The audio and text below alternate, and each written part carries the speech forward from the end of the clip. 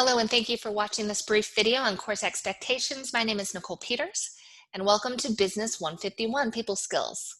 So if you're watching this video, you have successfully logged into Blackboard and found step 1 under Getting Started, so congratulations. This is a mandatory video, so please watch it in its entirety. There is a 10-question true-false quiz that is associated with this video. As long as you pay attention over the next 10 minutes, you will do just fine. Now, in the Getting Started section, I've created a step-by-step checklist in order for you to be successful. And after you watch this video and take the quiz, you will then continue on to steps 3 through 7. Let's talk a little bit about step number 3, the course entry quiz. So the course entry quiz is required for all online courses. Failure to take the CEQ prior to the due date listed in Blackboard will result in you being withdrawn from the course with no refund. So this is not my policy, it's the college's policy, and therefore there's not a lot I can do if you miss that due date. Again, please take that CEQ. It's due on no later than August 26th. If you don't take it by the 26th, not only will you be kicked out of the course, but you will lose your money. Now you can access the CEQ either in step 3, in the Getting Started, or there is a link in the upper left-hand corner in the menu. I'll show you that in just a moment. Now also, I will say that until you take the CEQ, any lessons will not be available. So you have to take the CEQ in order to access the different lessons and the different modules and homework and so on. Let's go ahead and pop over to the Getting Started. We can see step 2. Step 3 is the course entry quiz. You can either click here or click over here to the left. It takes you to the same place. Step 4 is Getting Started. Again, I'm going to ask you to go through each of these steps and read everything that's here. It should only take you about 15 minutes to go through everything. I promise you there's a lot of good information, and if you go over it, you will be successful. I can't promise that you'll be successful. You still have to do work in this course, but at least you'll know how to be successful. Let me say that. Step 5, course resources. Now, course resources can be found here, but it also can be found over to the left as well. So you can access course resources by step 5, or you can access it over here to the left. It has the syllabus. It is required in any course that you take that you read the syllabus in its entirety. So please read that syllabus. Required materials, and then the course schedule. The course schedule is a week-by-week to-do list. Hopefully it keeps you organized and on track. Tells you exactly what is due, what you need to do, the points associated, and the due date. Underneath that, it also talks about the point system and what you need to get in order to get a certain grade.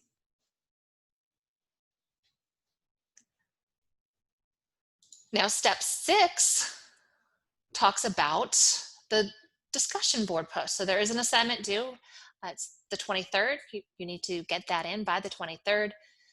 And this is the discussion board post. Now, if you're unfamiliar with how to post in the discussion board, or if you're unfamiliar in how to submit an assignment, that's where step number 7 comes into play.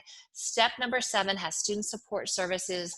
There are directions and areas in there that help guide you to little video tutorials that will help you post to the discussion board, for instance, or how to submit an assignment. You will find that in there. It's pretty intuitive. Once you go in and kind of click around, you can figure it out.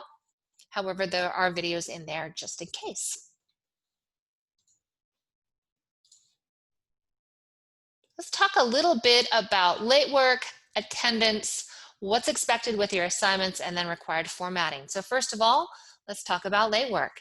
So this is a business level college course. What do you think of when you think of a college level business course?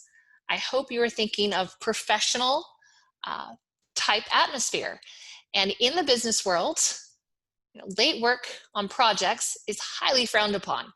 And being late for work is highly frowned upon, right? It's not unexpected if you show up to work continuously late. What's going to happen? You're probably not going to have a job. And so that's also the case in this class. So I do not accept late work. It could be the best reason in the world. It could be the worst reason in the world. Regardless, I do not accept any sort of late work. It is up to you to manage your time over the next 16 weeks. We're in college. We're all adults, and it's time for you to take accountability and responsibility. Now, I guarantee, even after I just gave you that brief lecture, I will certainly, definitely have a student who emails me and says, Professor Peters, I'm so sorry, but I was unable to get my work done because of, and they'll give me a good reason. Absolutely. I'm human. I understand things happen.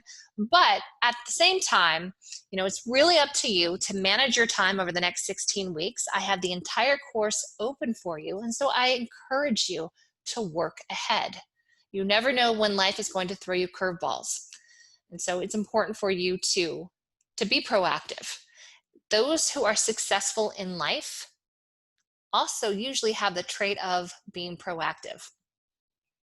All right. Also, I do want to mention that I dropped the lowest assignment and quiz with no questions asked, because I do understand that you might have a bad week.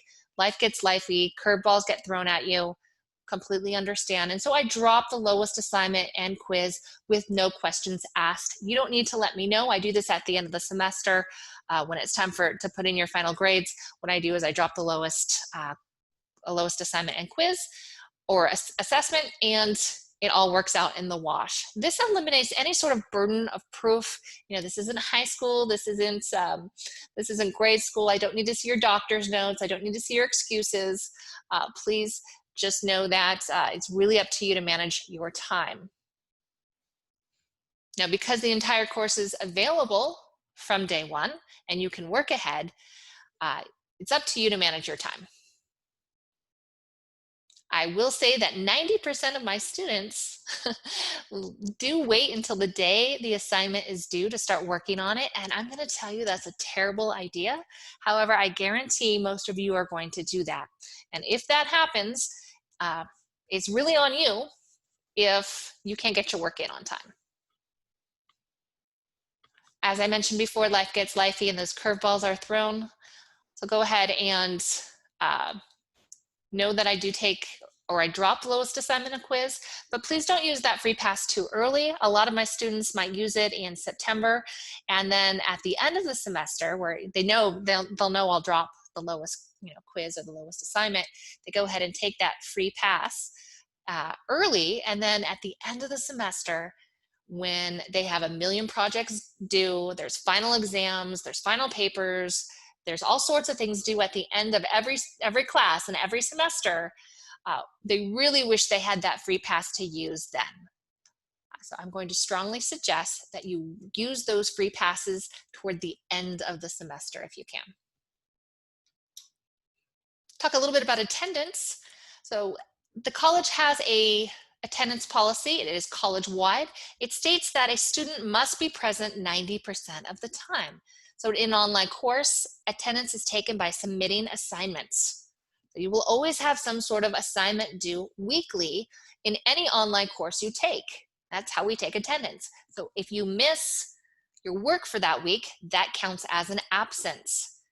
Now the college has said that 3 absences in a 16-week course is allowable. Anything above that, well, it's a violation of the attendance policy and you are to be withdrawn from the course. I also want to state that missing back-to-back weeks is also a violation of the attendance policy, and any violations we know results in you being withdrawn from the course. And this surprises a lot of people because they think they have those 3 weeks or 3 absences, if you will, and they use them consecutively 2 weeks in a row. Well, that actually violates the attendance policy, and I am then required to withdraw you. It's a little harsh, but those are the rules. All right, let's talk a little bit about expectations, and then we will move forward. So this, again, is a college-level business course. I expect professional, well-written, error-free work. Many of the assignments are short answer or essay. So I will tell you that expect to be writing in this course. 1 to 2 sentences will not suffice. You must show critical thinking and demonstrated understanding of the subject matter.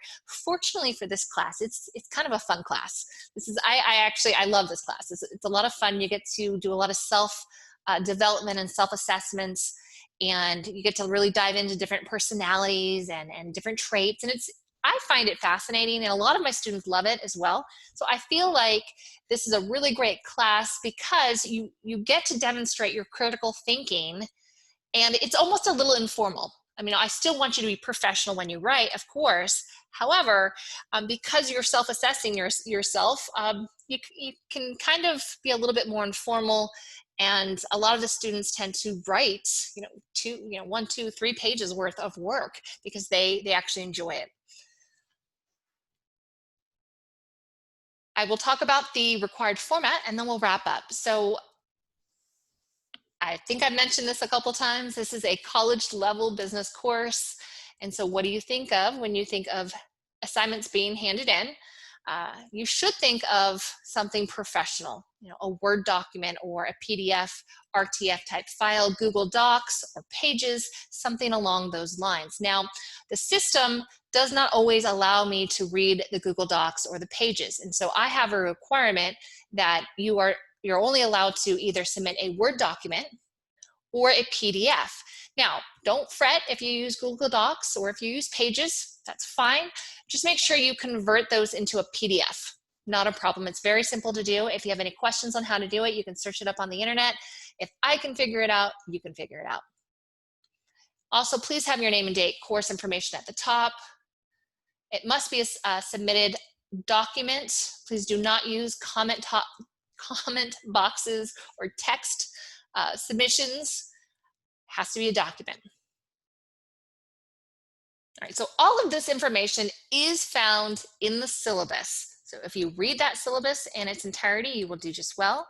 If you email me, please include not only your full name, but your course number and section number. I'm teaching quite a few courses this semester, and it's hard to keep track of everybody in every class. One last thing I want to point out, if you go to My Grades, over here to the left, I have grading rubrics. Each grading rubric will tell you exactly what it is that I'm looking for.